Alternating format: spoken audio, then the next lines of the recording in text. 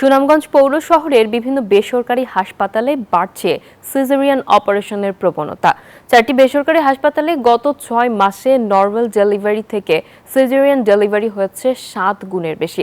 তবে এমন হারে সিজারিয়ান ডেলিভারি উদ্বেগজনক বলছেন বিশেষজ্ঞরা।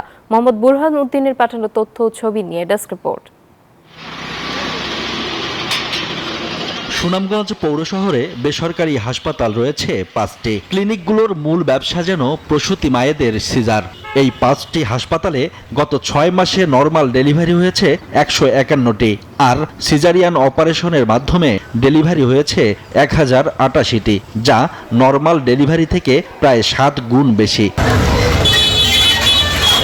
ভুক্তভোগীরা বলছেন, সদর হাসপাতালে জরুরি প্রসূতি মায়েদের রাখা হয় না। ভর্তি করালেও আর্থিকভাবে অসচ্ছল অভিভাবকদের কাছ থেকে আগেই নেওয়া হয় রিস্ক বন্ড। এই ভয়ে বিভিন্ন বেসরকারি হাসপাতালে যান রোগীরা, ফলে গুনতে হচ্ছে বাড়তি টাকা। সিরিয়াল ফাইনা বিদায় বা ওইরকমভাবে কোনো প্রোটোকল ফাইনা হইলে আমি আজকে প্রাইভেট জেনারেল হসপিটালে আসছি।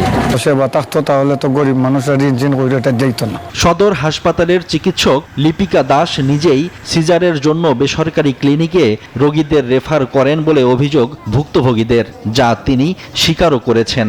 বান্ডেল থাকলে প্রতি সেনমানিতে টাকা বাঁচবে। বিকাশ সেনমানি বান্ডেল কিনে জিতুন প্রতি লেনদেনে।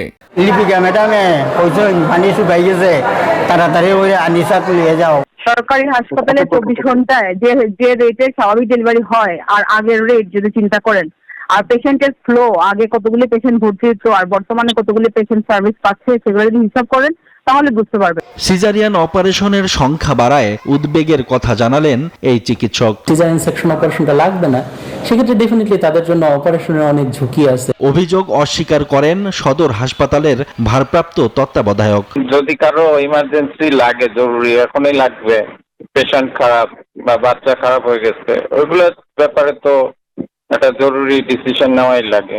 অপ্রয়োজনীয় সিজার কমিয়ে আনার চেষ্টা চলছে বলে জানান সিভিল সার্জন। এ বিষয়ে দায়সারা বক্তব্য প্রশাসনের। সরকার স্বাস্থ্য বিভাগ অনেক কাজ করছে যেন স্বাভাবিক প্রসবের হারটা বাড়ানো হয়। যে তত্ত্বাবধায়ক আছেন উনি ওনার অধীনে যে সকল ডাক্তাররা এই ধরনের প্র্যাকটিস করেন সেটা যেন না করতে পারেন সে বিষয়ে ব্যবস্থা নেবেন। গর্ভাবস্থায় স্বাস্থ্যগত ঝুঁকিতে থাকা মা ও সন্তানকে বাঁচাতে সিজার প্রয়োজনীয়, তবে অপ্রয়োজনীয় সিজার করাও ঝুঁকিপূর্ণ ও ব্যয়বহুল। স্বাস্থ্য বিভাগ এ বিষয়ে সচেতন হবে, এমনটাই আশা সুনামগঞ্জবাসীর। Desk report, news 24।